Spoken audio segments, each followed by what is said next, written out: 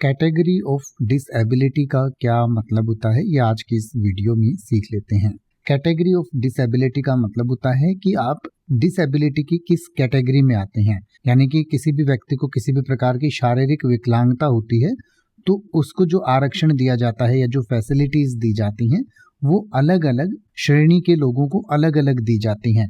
तो आप किस कैटेगरी में आते हैं, यानी कि आपकी जो विकलांगता की या शारीरिक विकलांगता की या फिजिकल डिसेबिलिटी की कौन सी कैटेगरी है। यानी कि कुछ लोग ऐसा हो सकते हैं जिनको दिखाई नहीं देता तो हम उनको विजुअली इम्पेयर्ड कह सकते हैं।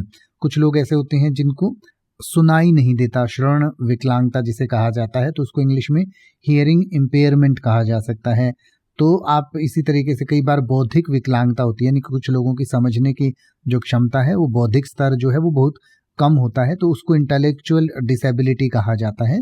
तो इस तरीके से आप किस विकलांगता के अंतर्गत आते हैं, विकलांगता की आपकी क्या श्रेणी है, विजुअल इम्पेयरमेंट है, हियरिंग इम्पेयरमेंट है, या आपके शरीर में किसी प्रकार की और जो है विकलांगता है, वो आपका जो डिसेबिलिटी सर्टिफिकेट बनता है उस पर आपका लिखा हुआ होगा।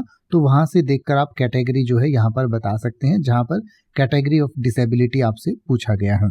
आजकल हम विकलांगता को दिव्यांगता कहते हैं, तो आप बेहतर होगा कि आप विकलांगता की जगह दिव्यांगता शब्द का इस्तेमाल करें। इसके बारे में और डिटेल से पढ़ना चाहें तो आपकी स्क्रीन और वीडियो के डिस्क्रिप्शन में दिया गया है, आप पढ़ सकते हैं और उसको और बेहतर तरीके से समझ सकते हैं।